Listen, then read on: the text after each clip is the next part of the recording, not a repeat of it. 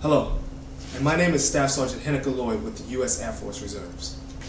Today I would like to give you a presentation on the U.S. involvement in wars both past and present. But first, I would like to begin by asking you a question. What do you think would happen if the U.S. were to suddenly introduce an extra $7 billion into career fields such as law enforcement, education, and other human services related career fields? I know you're saying to yourself, $7 billion? That's a lot of money. Well, you're right. It is a lot of money. And that's exactly around about the amount of funding that the military is receiving for fighting wars overseas over the past decade. Now, during this presentation, what I would like to do is get you to think a little bit about what's going on overseas and how the government, how the U.S. citizen, the average U.S. citizen, has been affected by the government's involvement in wars overseas, both past and present. I would like to do this by bringing up two major areas. I like to call them A and B. A is the cost of war. Point B will be how the financial supporting of the war has changed over the past several years. Back to point A, the cost of war. I'd like to start off with shipping. Shipping has greatly increased over time. As we know, shipping was already an expensive ordeal.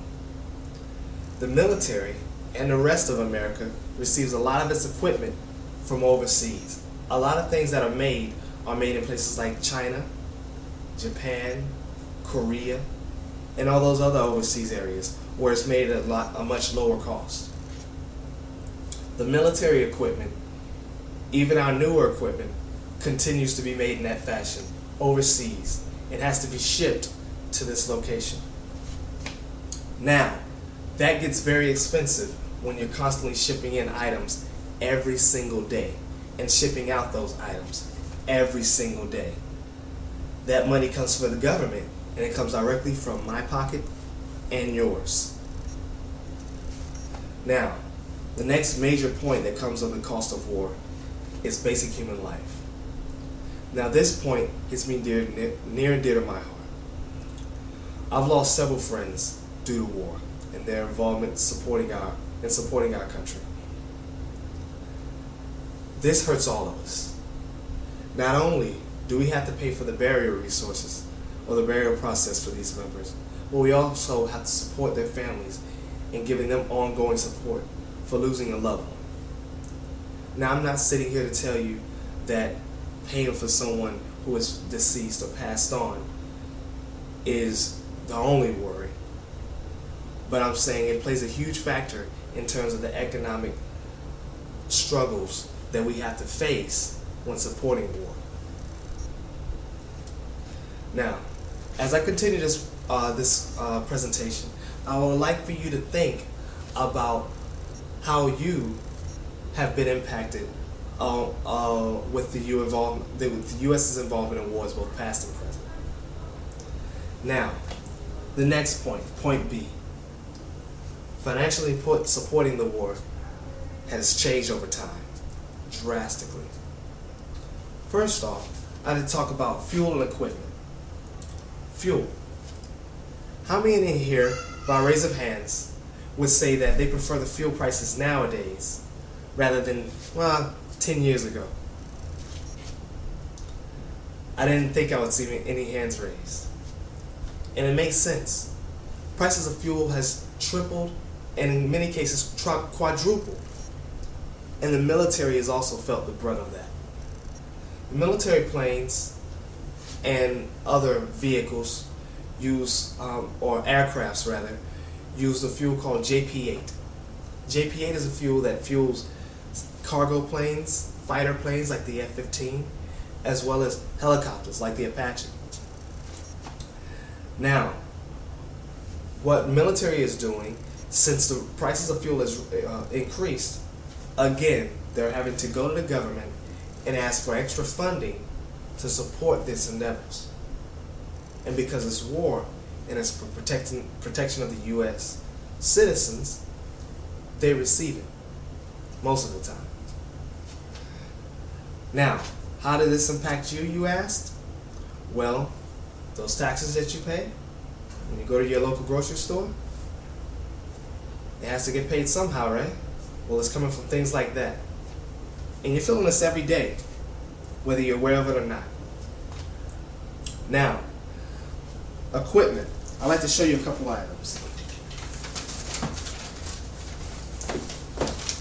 First off, this is called a Kevlar vest. These are the vests made to protect the vital organs of military members when they're in battle. As you can see, it's very simple, covering the main chest area, nothing else, but very effective. Now, that has evolved into this. As you can see here, the sleeves have been lengthened, or added on actually. The padding at the bottom has been extended, and even the neck area has been risen, and extra padding is there. Now the lightweight Kevlar pads that lay up under the vest have been increased, but at the same time they've also lost a lot of weight, so it makes movement a lot easier. The bad thing about this is, though it's saving lives and it's more efficient, it costs a lot more. And again, the financial strain that it puts on war and on the average U.S. citizen has been growing for basic things like that. Now next, I like to take a look at the basic helmet. Simple, sturdy, inside, no cushioning, which makes it a little difficult when you're in training on the battlefield, but the helmet's even changed as well. Nowadays, you can find cameras or recorders sitting on top that are used to scope out areas prior to military infiltrating an area, or for basic training purposes. Now, this is all useful, but it goes directly into my next point. These video cameras that are on these helmets now are sending media right back to the states where it's used to decipher. And sometimes the media, such as channels like CNN, YouTube, and even Facebook in some cases, are showing war as it's going on at that time. Now this is good on one hand because it's keeping the Americans informed and aware of what's going on in the U.S. involvement in other countries. On the other hand, it's kind of sending mixed messages because the U.S. has always said our reason for war is to protect this country, preserve its freedoms, and always, at all times, preservation of lives. On the other hand, the media is showing you death, people being killed, women and children both alike, and not really giving you a reason as to why. Now currently, because the media increasing and broadening, this message is being sent out more and more, which causes a pull from people supporting the war and those that don't support it. Now, what I wanted you to get from this presentation is to really think about how the war has impacted you. And now that the elections are coming up, how you can make a positive decision to help this country. Now I'll leave you with this one question. Do you think the war is a simple means to equality or simply a means of control and conquering? Thank you. Have a great day.